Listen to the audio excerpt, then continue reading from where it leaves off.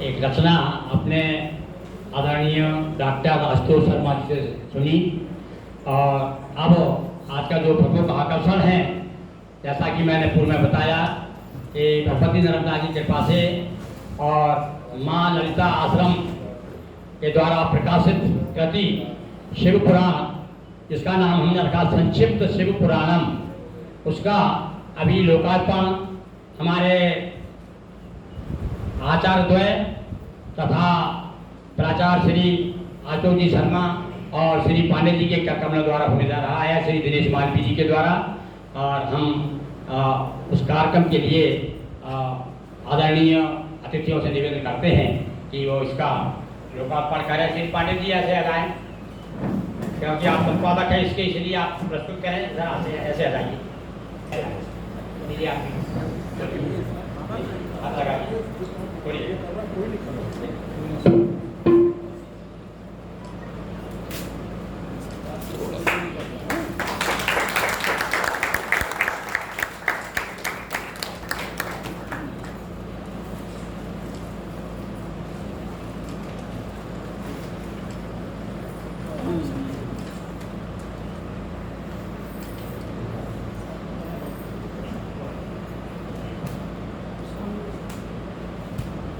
हर हर महादेव।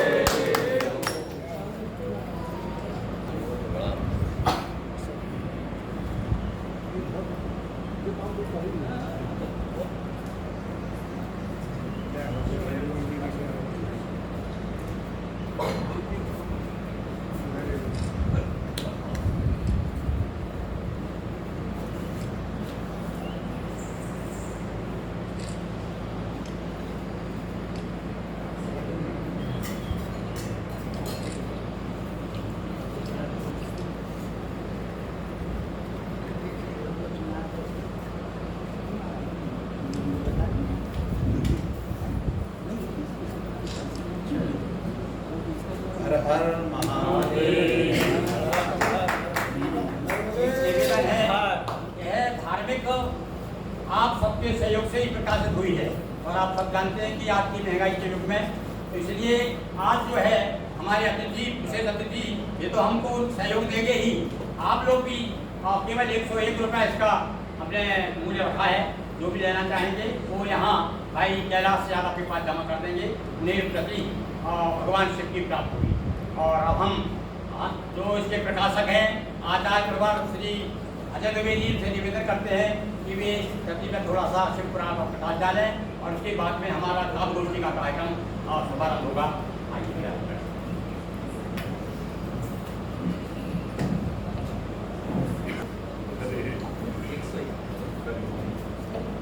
हरि ओम। हरि ओम।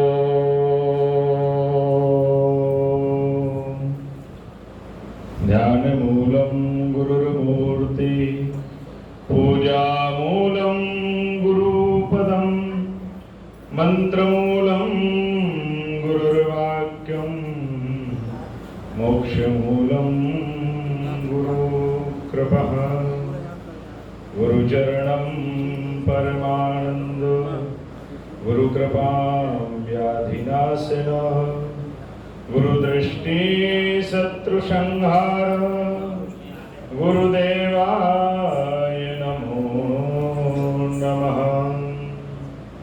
निरानिलम्बस्य मवाविलम्बं, विपाटिताशेष विपत्कदम्बं, मदीय पापा चलपात शम्भं, प्रवर्तितां वाचि सदैव बम बम। हरि ओम। हर हर महादेव शंभो। शिक्षक दिवस की पूर्व संध्या पर शिव संकल्प साहित्य परिषद नर्मदापुरम का एक दिव्य अनूठा ये आयोजन, जिसमें वेद वेदांत के अनेकानेक विद्वानों की यहाँ उपस्थिति है। आज की सभा के मुख्य अतिथि डॉक्टर श्री आशुतोष शर्मा जी, मेरे परमादरणीय परमस्नेही ज्येष्ठ भ्राता मुख्य अतिथि श्री अरविंदाचार्य जी। और इस आयोजन को पूरे साल भर तैयारी करके दिन रात महाराज की शिक्षक दिवस की पूर्व संध्या पर एक आयोजन करना है, अभी तो प्रतिदिन ही शिव संकल्प साहित्य परिषद के जो संस्थापक हैं परमादरणीय परम पूज्य श्री गिरि मोहन गुरु जी नित्य कुछ करते ही हैं, पर इस आयोजन के लिए पूरे साल भर अनवरत रूप से तैयारी में रहते हैं एवं अनेकानेक स्थान से पधारे हुए अतिथियों को सभी को मेरा जय श्री कृष्ण, राधे राधे एवं दूरस्थ समीपस्थ से आए हुए आप सभी लोगों को प्रेम स्नेह युक्त नर्मदे हर। आप सभी वर्षों से परम पूज्य गिरि मोहन गुरु जी से परिचित हैं। गुरुदेव ने अनेकानेक ग्रंथों को काव्य के माध्यम से जनमानस के लिए सहज और सरल बनाने का प्रयास किया है।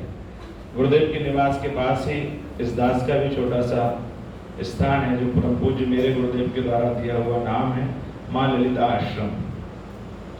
मेरे पूज्य पितामह ने 65 वर्ष तक पिपरिया में संस्कृत विद्यालय चलाया। परम पूज्य सहारिया जी, नित्य गोपाल कटारे जी गुरुदेव जानते हैं, पंडित श्री बाबूलाल जी भोंडे। जब हम बचपन में वेदाध्ययन करते थे तब से मन में ये भाव आया कि जैसे अभी मुख्य अतिथि जी ने एक भजन के माध्यम से बताया कि जीना उसी का जीना सार्थक है जो किसी और को जीवन प्रदान कर दे।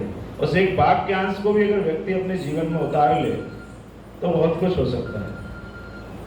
तो ऐसे ही हमारे जीवन में भी आया कि जब हमने इस मार्ग को का चयन किया है कि हमको पांडित्य करना है, वेद वेदांत का अध्ययन करना है, तो इसको करके यही नहीं रुक जाना है, आगे भी हमको इसको कराना है। उसके लिए अभी तो मुझे वह भूमि तो स्वयं के निवास स्थान बनाने के लिए मिली थी, पर जब मेरे गुरुदेव आए वहाँ पर परम पूज्य मौनी बाबा जी, तो उन्होंने कहा कि यहाँ निवास स्थान नहीं बनाना है, यहाँ पर ब्राह्मणों के लिए विद्यालय बनेगा जिसका नाम होगा माँ ललिता आश्रम। और तब से अनवरत वहाँ पर कार्य चल रहे हैं। नित्य ब्राह्मण संध्या वंदन आदि के लिए तैयार किए जाते हैं। और उसी क्रम में जब गुरुदेव से चर्चा हुई कि शिव पुराण को हमने लिखा है, तो उनके हमारे आश्रम का तो क्रम ही है वेद और वेदांत को समाज के मध्य पहुंचाना। और आपने उस भाषा में लिखा है जिस भाषा को सहज रूप में सब व्यक्ति समझ सकते हैं। तो इसमें जो भी सेवा हमसे लगेगी वह हम करेंगे। आज शिव पुराण के लिए किया है, आगे अनेकानेक पुराण के लिए भी आपको ललिता आश्रम सदैव सहयोग प्रदान करेगा, क्योंकि माँ ललिता आश्रम में हमारे जो विशेष सहयोगी हैं संपूर्ण देश के लोग हैं। अभी वहाँ हमारे आश्रम में विशेष रूप से तन से, मन से और धन से सेवा प्रदान करने वाले मेरे ज्येष्ठ गुरु भ्राता हरिहरानंद जी, जिनको हरि भैया हम कहते हैं, वे भी यहाँ उपस्थित हैं। जब भाई साहब और हमारी चर्चा हुई तो उन्होंने कहा कि यही हमारे आश्रम का कार्य है, हमको किसी भी रूप में प्रत्येक घर में सनातन धर्म के एक साहित्य को स्थान प्रदान कराना है।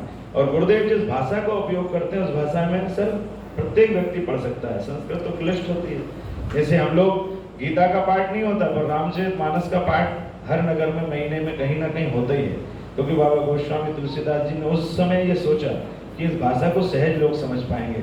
आज इसी बात को परम पूज्य गिरि मोहन गुरु जी समझ रहे हैं और वह पुराणों की श्रृंखला में इस कार्य को कर रहे हैं। अनवरत रूप से करते रहें, ऐसी मेरी सुखद शुभकामनाएं। और जब जब भी ऐसे कार्य के लिए आपको आर्थिक सहयोग की आवश्यकता पड़ेगी तब तब माँ ललिता आश्रम परिसर से जुड़ा हुआ हर व्यक्ति आपके साथ सदैव खड़ा है और खड़ा रहेगा। आप सभी लोग इस आयोजन में आए इसके लिए सादर साधुवाद।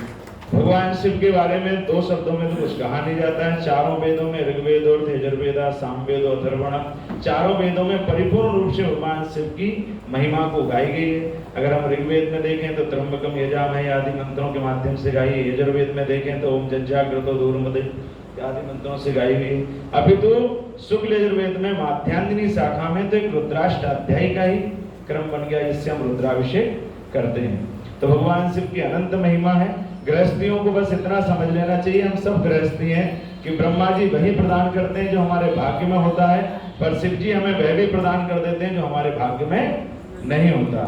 समस्त कामनाओं की पूर्ति भगवान शिव के भजन पूजन यज्ञ अनुष्ठान के माध्यम से हमारी हो सकती है। हम लोग सहज रूप में छोटी छोटी याचनाओं के लिए गृहस्थियों के, राजा महाराजाओं की अपेक्षाएं रखते हैं। अगर वही हम संबंध अगर भगवान शिव से बना लें, हमारा भी सहज में नहीं बना था सर।